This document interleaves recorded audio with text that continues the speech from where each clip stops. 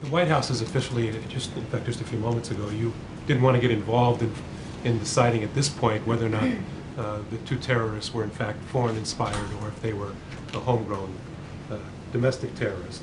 But the Vice President seems to have already made that decision. Just a few moments ago, he called the accused bombers two cowardly, twisted, perverted, knockoff jihadis. So I'm sorry, that's a conclusion that doesn't track. I mean, that's a statement that doesn't track with what you said in the top of your question. It does seem as though if he's saying they're I think the knockoff act jihadis. was cowardly, and it was terrorism. But doesn't the knockoff jihadis seem to indicate that he doesn't believe they're connected to a large foreign? I'm sorry, you're making assessments that I'm not going to engage in. There's an investigation underway. We know some things. There's a lot more to learn, and that's why the investigation is taking place.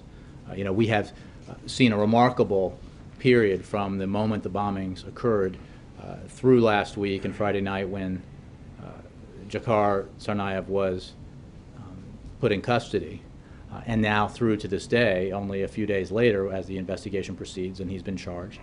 But this is a short period of time, and it should be noted that federal law enforcement, led by the FBI, working with state and local authorities, did a remarkable job last week, from the moment of the bombings through to the arrest of Mr. Tsarnaev, and now the process of investigation and prosecution moves on. So I think we saw last week that there's some danger in jumping to conclusions, making judgments based on new information that may or may not be true, or partial information that will be developed further as time goes on. I think it's important to allow the investigation to proceed and for us to make assessments about all of these questions once we have more facts.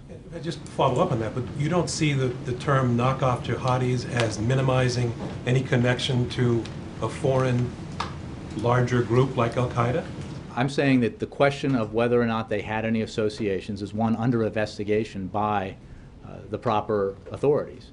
And we obviously have some information. Some has made its way into press reports, but that investigation is not complete. And we're not going to make any conclusions until we have all the facts.